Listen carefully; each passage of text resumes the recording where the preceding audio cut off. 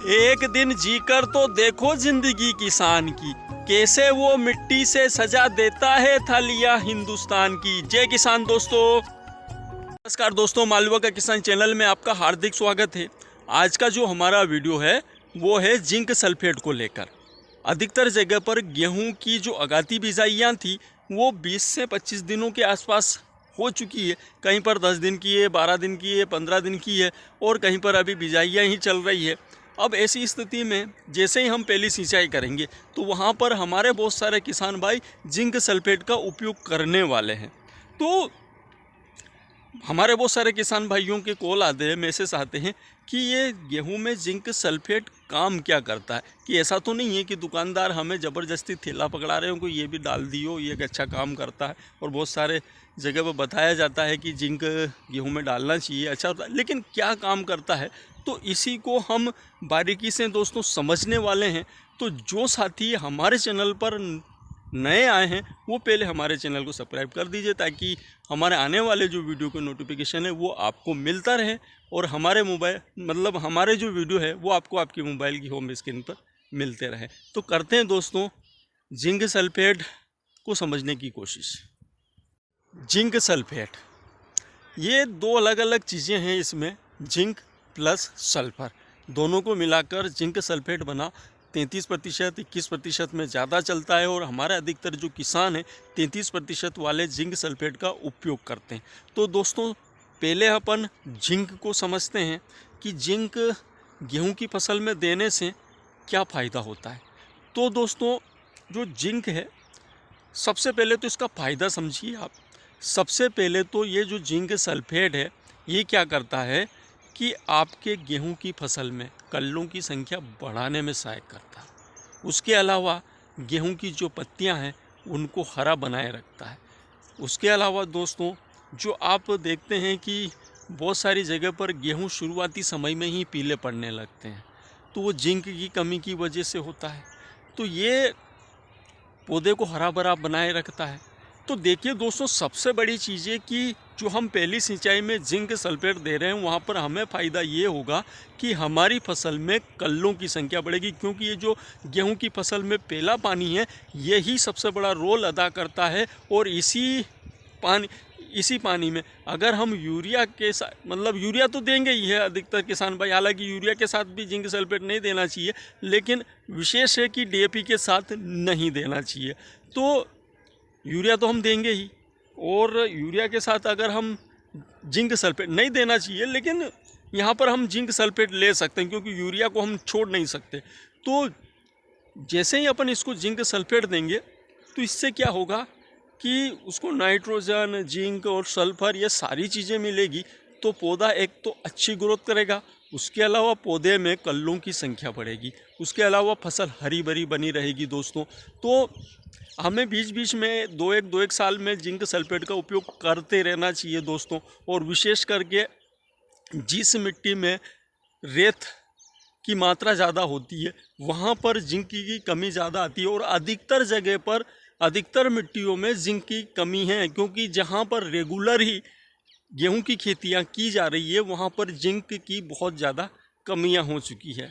और ये जो जिंक है ये क्या करता है कि हमारी मिट्टी के अंदर कुछ विशेष प्रकार के फंगस होते हैं, उन फंगसों को भी ये कंट्रोल करता है।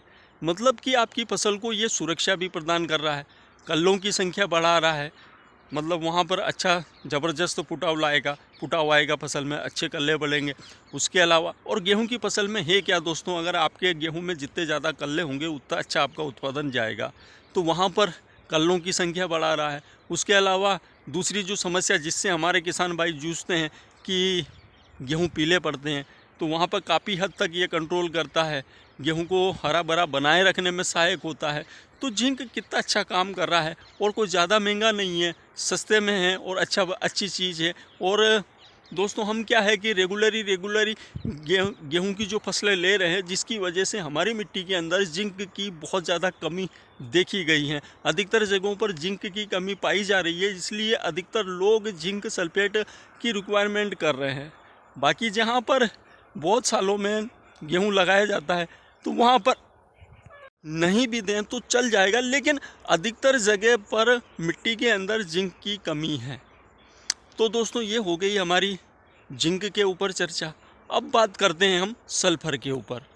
सल्फर गेहूं में किसी टॉनिक से कम काम नहीं करता दोस्तों, एक टॉनिक की तरह गेहूं में काम करता है, क्योंकि सल्फर की कमी अगर हमारी मिट्टी में रही तो जो हमारी गेहूं की फसल है वो कहीं ना कहीं पीली पड़ने लगेगी, तना लाल होने लगेगा, उसकी जो ऊपर की जो नोकें हैं वो पीली पड़ने लगेगी, और भी जो बहुत सारे जो इसके लक्षण हैं।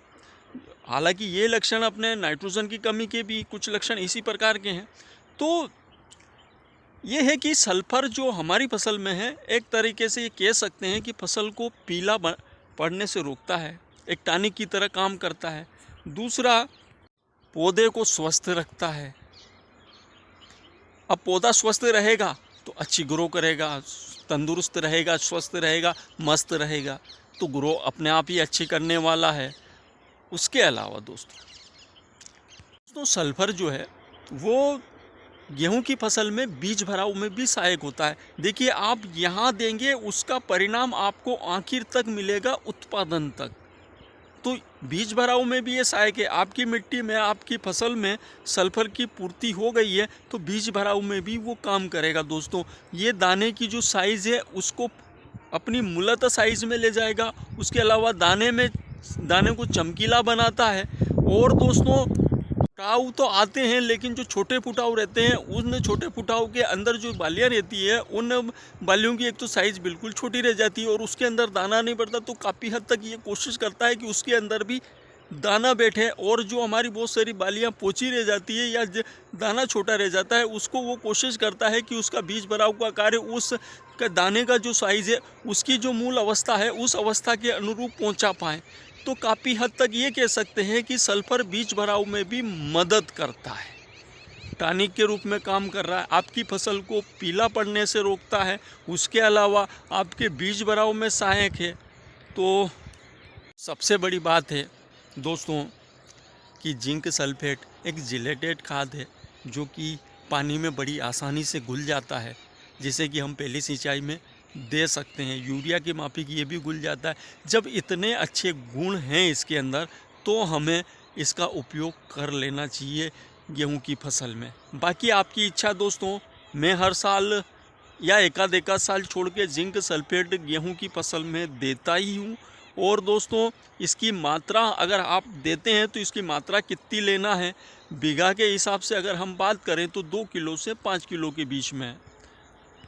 और दोस्तों, अगर एकड़ की बात करें तो एकड़ में 4 किलो से 10 किलो के बीच में आपको जिंक सल्फेट का आप उपयोग कर सकते हैं। 4 किलो भी ले सकते हैं, वो आपकी मिट्टी के ऊपर डिपेंड करता है। अगर कम भी देंगे तो, नहीं दे रहे हैं उससे तो अच्छा वो काम करेगा ही है।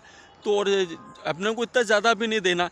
तो यहाँ मैं क्या करता हूँ दोस्तों कि मैं एक बीज का रास्ता निकालता हूँ। बीघे के हिसाब से मैं 3 किलो देता हूँ और एकड़ के हिसाब से माने तो 6 किलो देता हूँ। तो उस प्रकार से अपन बीज का रास्ता निकाल लो। हमें ना ज़्यादा मात्रा देनी है और ना कम देनी है, हमें एक बीज की जो मात्रा है उसका उपयोग करना है। तो आप चाहो तो जिंक सल्फेट का उपयोग कर सकते हैं। बाकी हम गेहूं की फसल में जिंक सल्फेट का उपयोग करेंगे ही। ये हमारे इस खेत में यहाँ पर हम गेहूं लगा चुके हैं। श्रीराम सुपर 303 क्यारियाँ भी बन गई है। 1-2 दिन में इसका अंकुरण निकल आएगा बाहर, 1 आध दिन और में बाहर आ जाएगा अंकुरण, क्योंकि इसको अभी आज 4 दिन हो गए, अभी अंकुरण इसका बाहर निकला नहीं है। या तो कल या परसों के दिन तक इसका अंकुरण दिख जाएगा। तो दोस्तों, अगर वीडियो अच्छा लगा हो, जानकारी अच्छी लगी हो, तो वीडियो को ज़्यादा से ज़्यादा शेयर करें ताकि हमारे ज़्यादा से ज़्यादा किसानों तक पहुँचे। नमस्कार।